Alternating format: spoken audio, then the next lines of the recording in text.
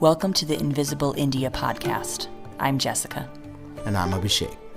We are a cross-cultural couple doing life in India, exploring the lesser-known mysteries of Indian culture, Interviewing fascinating figures who have chartered new territories, and sharing life as we raise our multicultural family amongst the complexities of modern Indian life. So we just got back from 3-4 cities, and traveling in India is always an adventure.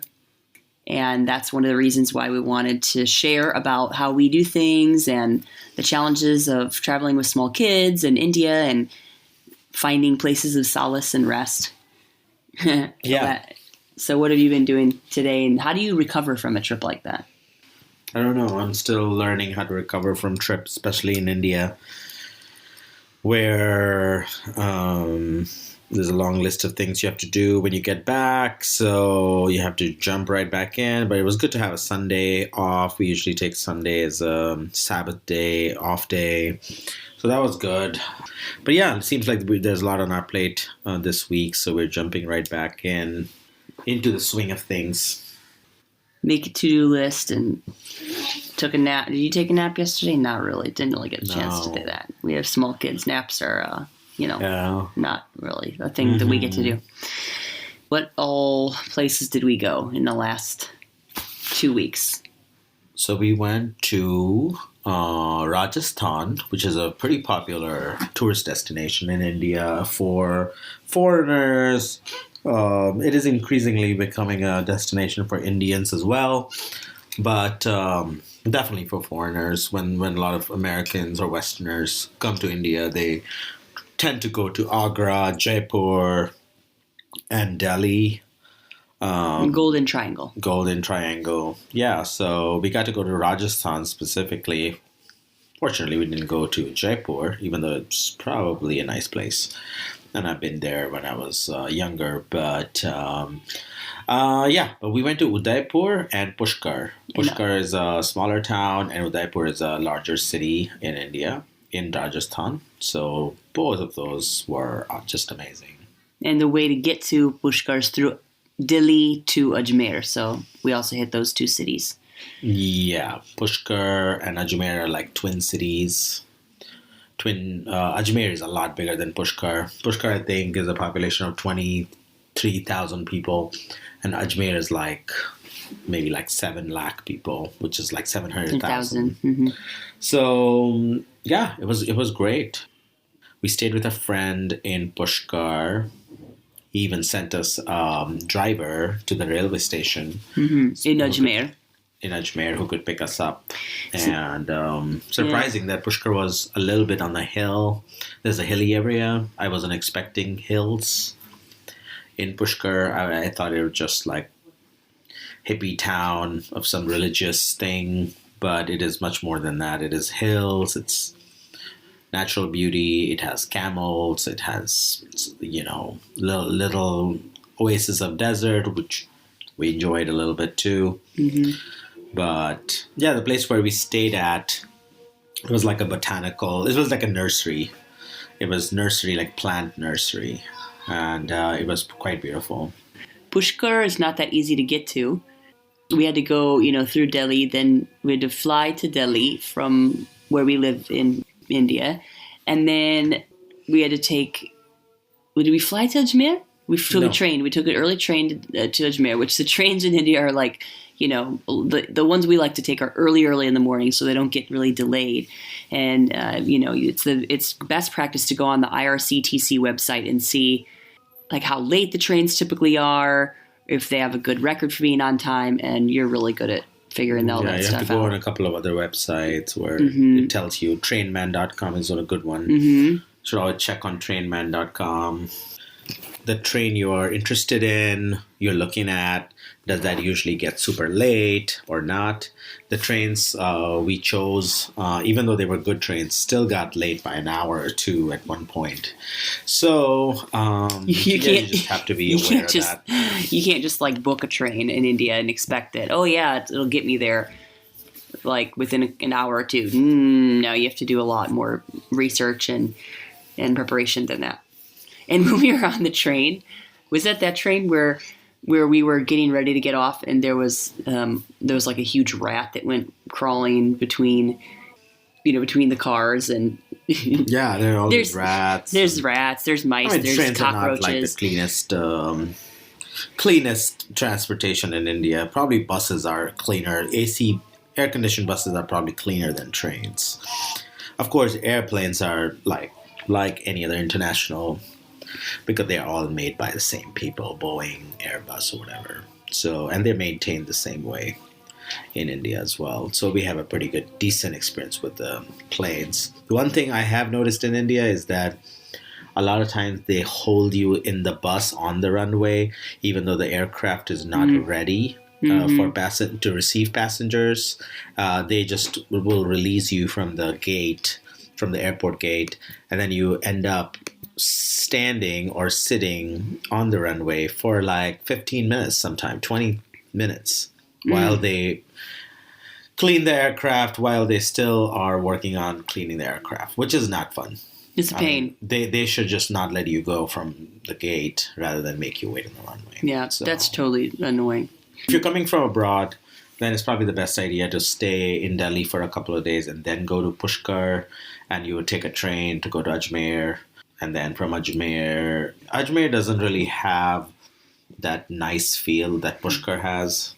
Ajmer is just like any other Indian city. But there is one thing in Ajmer that a lot of people go see, is that Dargah. Dargah is like Sufi saints memorial ground. It's one of the most famous. And this one was Sufi saints. This was Nizamuddin Chitta. Kya naam tha? Yeah. Moinuddin Khwaja. Moinuddin Khwaja. Nizamuddin kya bol rahe ho main? Yeah. Confused ho gayi.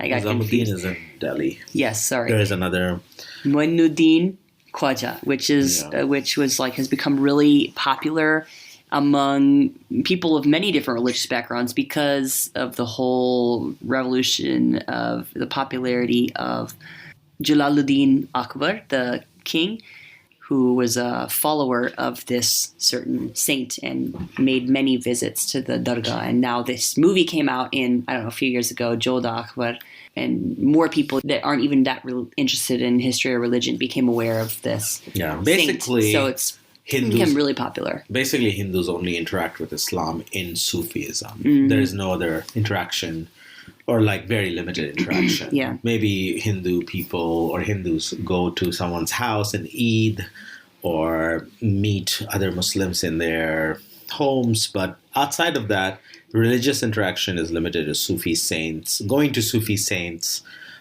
grave site, or these memorial grounds where you can pray. There is this sheet. It's not a bed sheet. It's just like a big sheet, green sheet that you buy, and you buy the flowers and you lay this sheet on top of the gravesite, because gravesites normally are decorated. They're this holy site. This is the holy ground. And most Hindus go and pray there just the way they would pray to their individual gods or goddesses in their own worldview. So that sort of aligns with the Hindu worldview. That's why it is the most common and seamless practice that Hindus have with Sufi saints' memorial grounds.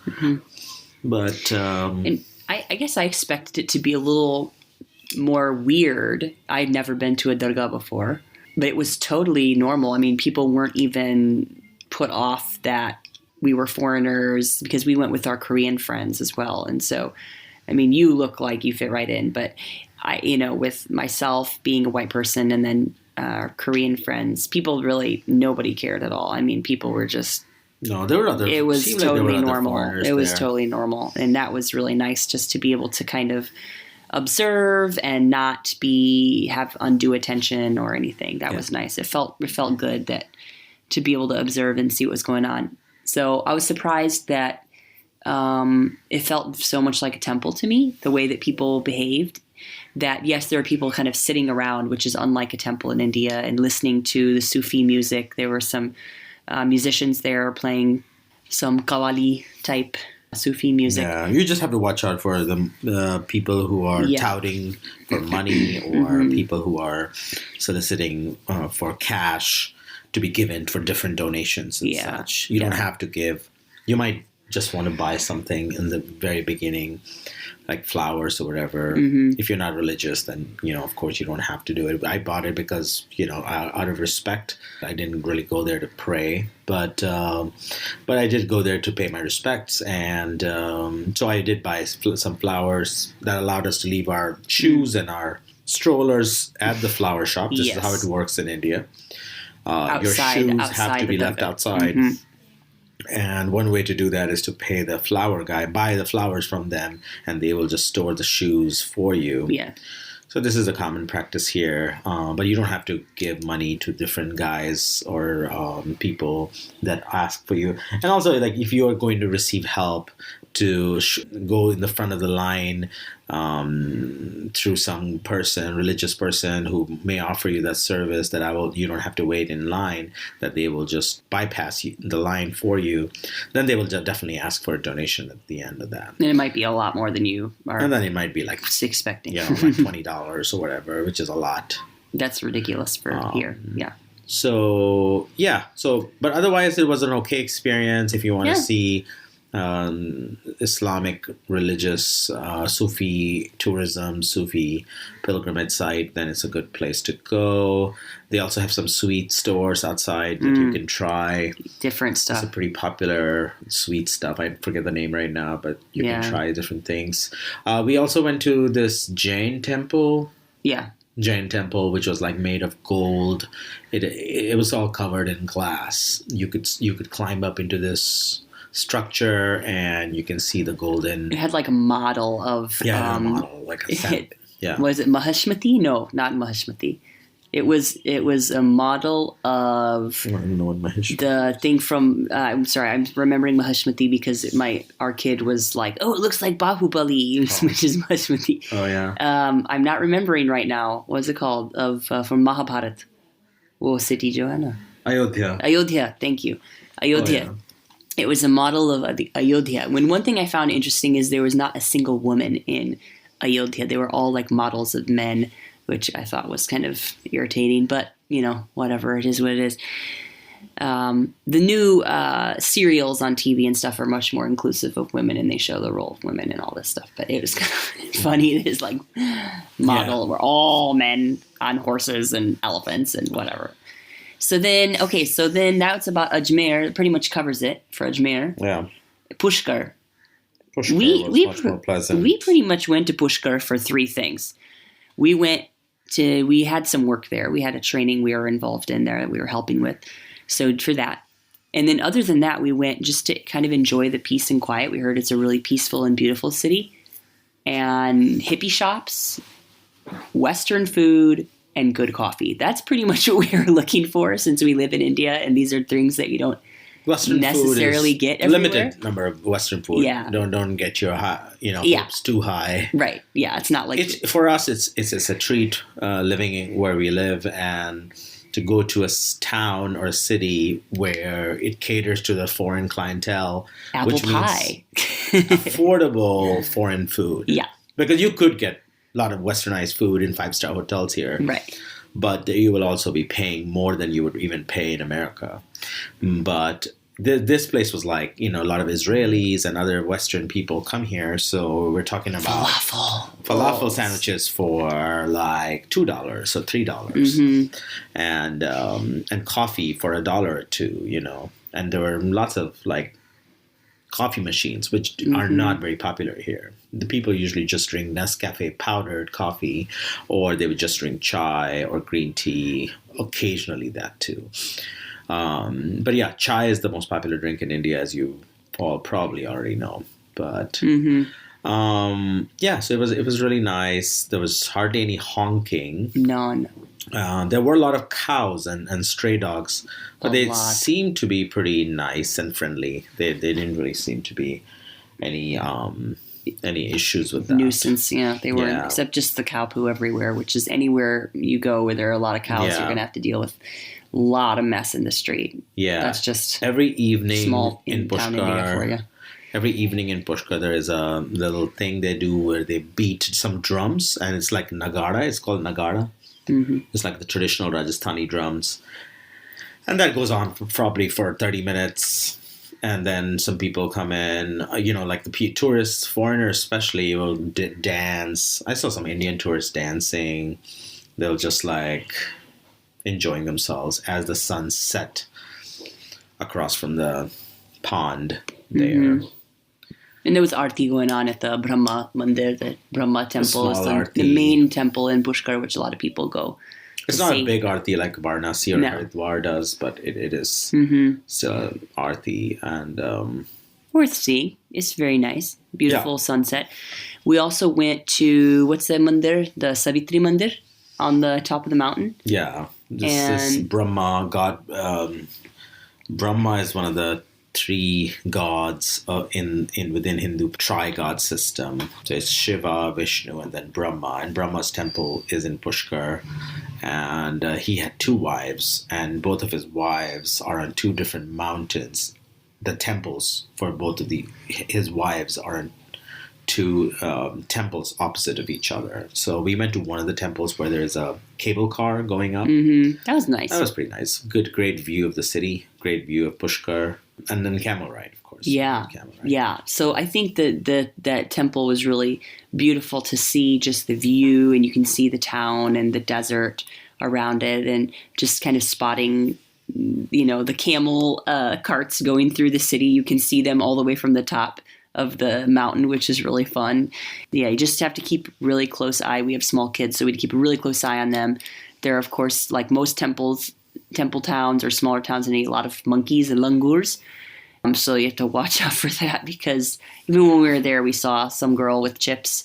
She had opened a bag of chips, and you're like, oh, why did you do that? And of course, the langur attacked her and grabbed it out of her hand. And it's just like everywhere in India. You haven't really experienced India until a monkey steals something from your hand. So that was a nice experience, though, going up to the top.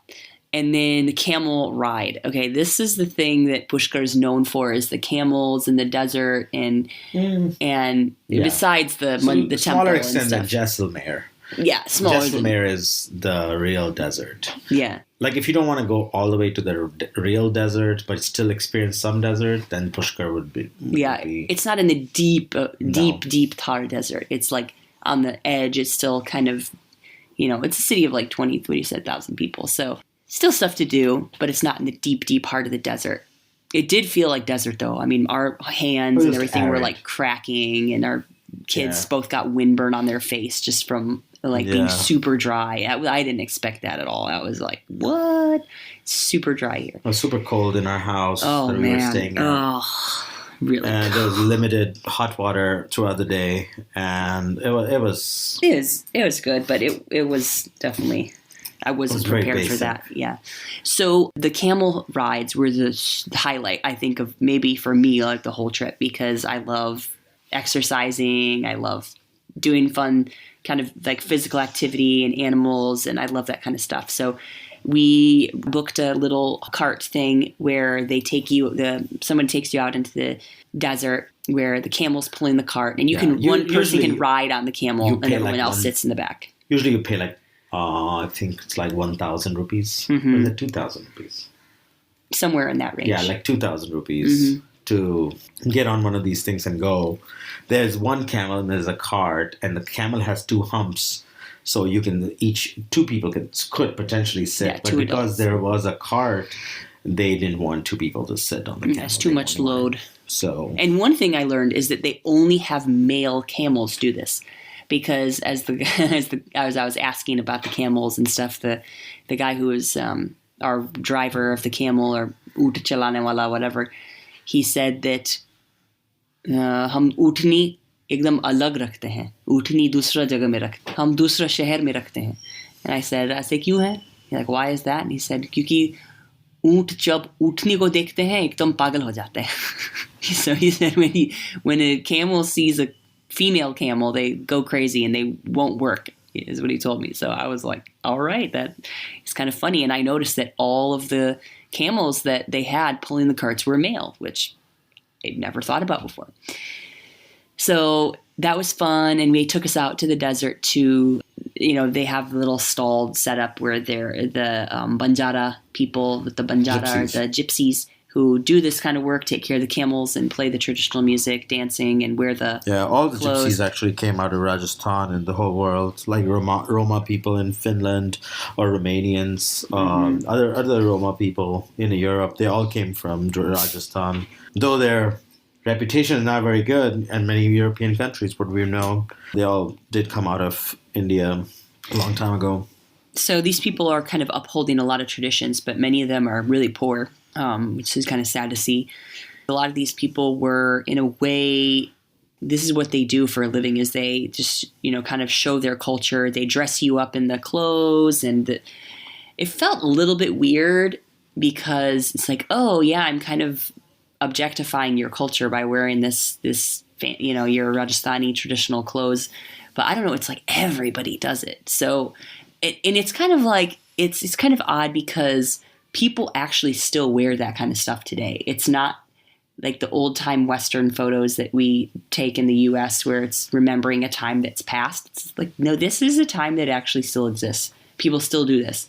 And so I don't know, I felt a little weird doing that, but I was also really curious to see how it would feel and look and to experience their, the way that they do life. And then after that, we went to the deeper part of the desert, not too, like a few minutes down the road, and we watched the sunset, which was absolutely gorgeous, and listened to some of the music, the traditional Rajasthani music. And it was a little bit like, is this dignifying to the people to do this? Are they really able, this is a valid way to uphold their culture? Or is it kind of like they're just entertaining tourists in a cheap way? I don't know. It felt, for us, it felt incredible to get to hear the music and see the people. And we did obviously give them money for their efforts, but I don't know. What do you think about that? Did you have any thoughts? Yeah, it just doesn't feel very natural. Because, if you want to really get any other work done, you'll have to leave Pushkar or that area and go somewhere else to find job in a factory or construction or whatever, because there's not a whole lot happening in Pushkar besides just tourism and restaurants and cafes. So for these Banjara people, it seems like if they're not doing any cultivating land or agro-based work, then they will have to just sell their cultural things like music or their clothes. And if tourists, that's what they think Rajasthan is, then they have sort of figured out a niche market for that, and they sort of provide that for people, and they probably make decent money. I think it's probably highly seasonal, but they do make a lot of money doing this. But I just wanted to give a few good places to go to in Pushkar. I mean, you can always do the search on TripAdvisor or whatever. There are lots of places where you could eat. Definitely try some local stuff. I noticed that only few foreigners try anything local. So what I mean by that is go to a shop where you don't see a lot of foreigners. They may not speak any English, but it seems like there's a lot of places that sell hot milk.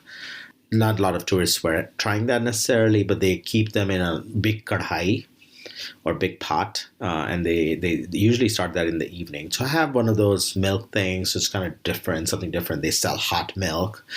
It's not something that you find in Western countries. Also, there are some sweets you could try. There was one place we went to that was really cool. What is that place right beside where we were staying? The coffee shop, Seventh Heaven. Sixth Sense, Seventh Heaven. That beautiful. The ambiance was amazing. It was a nice house, these older homes called Havelis, and they turned them into guest houses. That seemed like a pretty cool place. And we also went to this pizzeria. There were a couple of pizza places there that were decent. Il Forneo or something like that. I don't know. Forneo. I'm probably mispronouncing the Italian there. I don't know. As far as buying things is concerned, you can buy, lots of these hippie clothes, bags, lots of items for yoga decorations. Jewelry, I don't know, Ayurvedic stuff, stones, that's all available. Yeah. Silver, Yeah, but those are I don't not. know. It's more like antique silver, not real silver like Indian people use necessarily. A lot of this is just a niche market for only for foreigners. Hmm. Indians will usually not buy those things. As Indian tourism grows, more and more stuff is being sold to everyone. I mean, I think we will cover the Udaipur. We also went to Udaipur, another city, about 6 hours from Pushkar, and this is a city of like lake, city of palaces, Hmm. royalty. So we can cover that on another episode. But Yeah. Pushkar was really nice, relaxing place. Yeah. We stayed at Raghav Resort, was what it's called. It's also a nursery, Bombay Nursery. And that was a lovely place. It had a Yeah, it's very basic. beautiful, like, botanical garden. It's pretty basic as far as accommodations, like you said. The rooms are basically just have, like, a bed and a night table and a bathroom, an Indian-style bathroom. We stayed there because bucket. our friends were actually Yeah. renting Yeah. long-term housing from them. We did have one kind of oops moment where, so, it was a little bit of a cultural clash, and I can see why this happened, but our kids are being raised in India where it's kind of loud and they can kind of run free and be kids when they're at home, and even in public places it's kind of acceptable just to like be wild and noisy. And so we were not, I feel bad because we were not really being as aware of that. Like I didn't really have my Western hat on. I was just kind of letting our kids run around in the guest house, and it's an open Haveli type thing. So open in the center. So the sound goes right up. And there were a bunch of people staying upstairs, most notably a really grouchy old Swiss couple. I understand we were in the wrong, but this one woman came and like screamed at our 4-year-old, which I was pretty angry about at first. But I realized that, she's probably coming from the Western country. Ability to listen to loud sounds and not get irritated, just her toleration was not there for listening to a lot of loud noises, especially kids screaming and running around.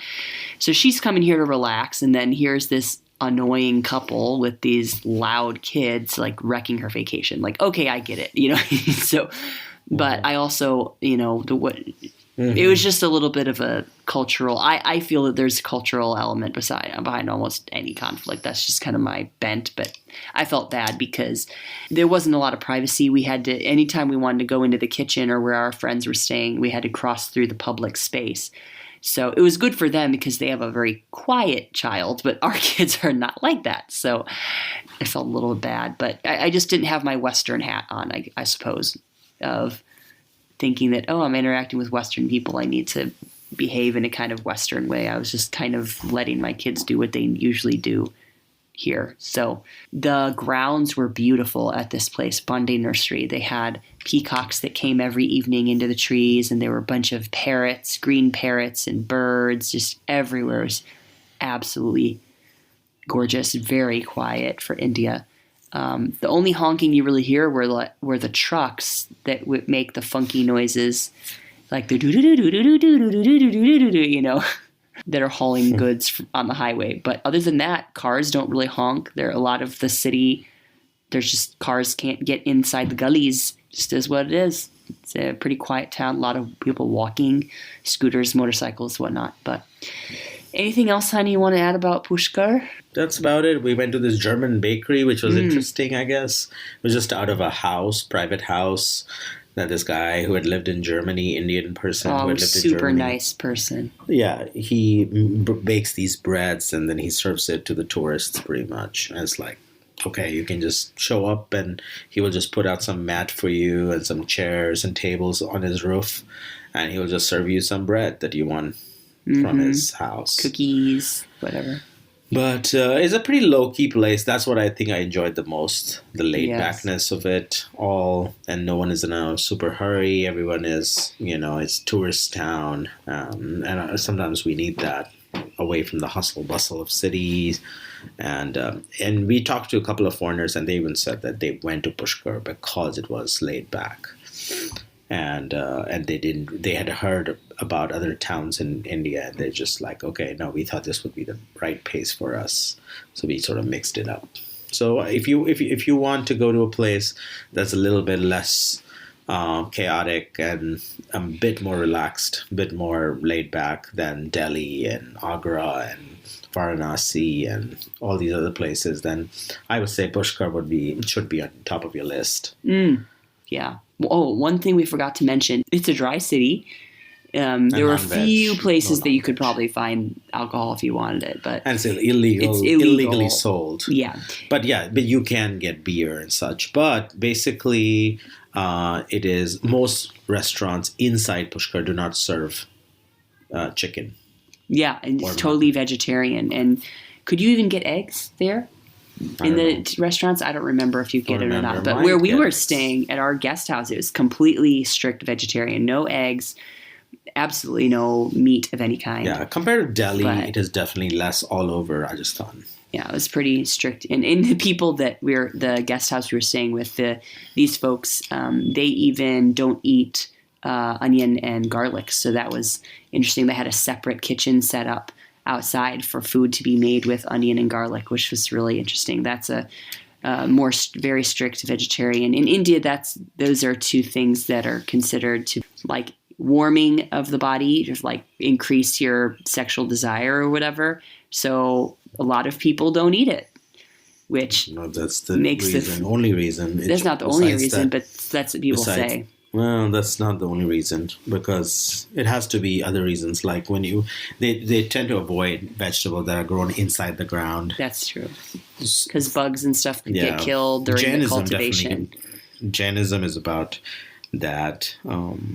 But anyway, it was a good place, and we really enjoyed it. I don't know if we'll go back or ever or not, but it was a nice place since our friends were there. And I highly encourage anyone who's coming to India for longer time or have already come to India a few times and have seen other places but have not come to Pushkar. I would definitely encourage you to go to Pushkar. Yeah, people seem to be very open and want into foreigners, and just not only foreigners, but even people from different parts of India that want to explore. People are very simple there. It's not like people didn't seem very greedy or like trying to rip you off really bad. The prices seemed reasonable. Yeah, that seemed kind of nice, that people weren't totally jaded against that, but there wasn't a lot of staring or anything either. It was just felt like really interesting, laid back, easy experience. Yeah, okay, well, till next time.